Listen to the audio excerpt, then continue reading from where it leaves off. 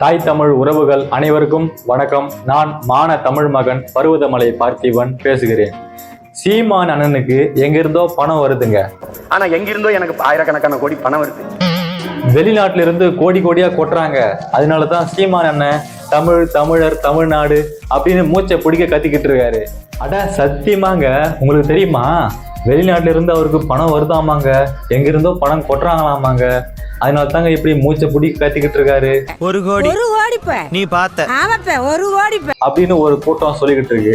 இதையும் ஒரு கூட்டம் நம்பிக்கிட்டு இருக்கு. ஆமா, உண்மையிலே சீமான் அண்ணனுக்கு எங்க இருந்தாவது பணம் வருமோ?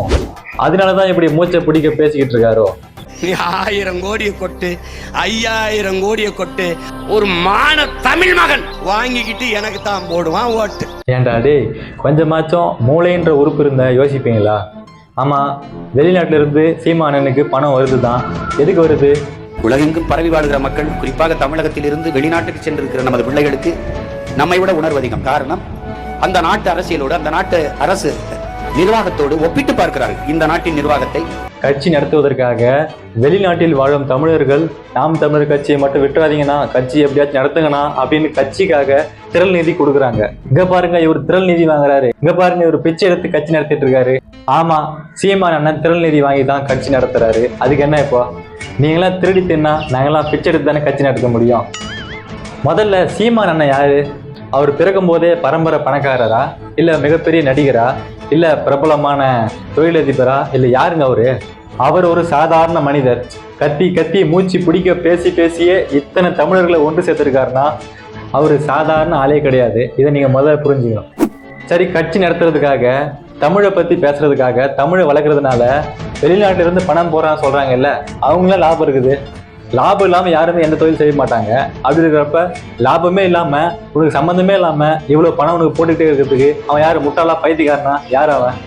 கட்சி நடத்துவதற்காக தமிழ்நாட்டுல நாம் தமிழர் கட்சி இருக்க வேண்டும், இந்த கட்சியை தயவு செஞ்சு விட்டுறாதீங்கன்னா அப்படின்ற எண்ணத்துல, தமிழன்ற ஒரு உணர்வுல வெளிநாட்டுல வாழ்ற, வெளிநாட்டுல சம்பாதிக்கிற, வெளிநாட்டுல உழைக்கிற தமிழர்கள் சீமான் அண்ணனுக்காக, நாம் தமிழர் கட்சிக்காக பணம் அனுப்புறாங்க. எங்களுக்கு வெவ்வேறு நாடுகள்ல இருந்து பல ஆயிரம் கோடி வருதுன்னு நீங்களா கூட தான் பேசிக்கிறீங்க. நாங்க சொல்றோமா, நீங்க கிச்சு புரணி பேசுறதுக்கெல்லாம் நாங்க பதில் சொல்லுவோம். அதான் அண்ணன் சொன்னார் இல்ல, வாதத்துல தோற்பவன் அவதூறை கையில் எடுப்பான். அது போலதான் இவங்களோட. நீங்களுக்கு அவதூறை தவிர, நீங்க அவதூறுக்கு பிறந்தவங்க. இதை தவிர எதுவுமே தெரியாது. தர்க்கத்தில் தோற்பவன், வாதத்தில் தோற்பவன் அவதூறை கையில் எடுத்துருவான்டாங்க. இவங்க பரப்பி விடுற அவதூறு தான் சீமானனுக்கு வெளிநாட்டுல இருந்து பணம் வருது, அங்க இருந்து பணம் வருது, இங்க இருந்து பணம் வருதுன்னு. மக்களே, தயவு செஞ்சு யாரும் நம்பாதீங்க. அவருக்கு எங்க இருந்தும் பணம் வரல. அப்படி பணம் வந்தா கூட அது நல்ல விஷயத்துக்காக தான் வருமே தவிர பணம் சம்பாதிப்பதற்காக அரசியல் நடத்துபவர் அல்ல. புரியுதுங்களா? தாய் தமிழ் உறவுகள் அனைவருக்கும் நன்றி, வணக்கம். நாடு நல்லா இருக்கணுமா? என்னைய தேடு. விவசாயிக்கு ஒரு ஓட்ட போடு, ஒரு தடவை போடுப்பா, போடு.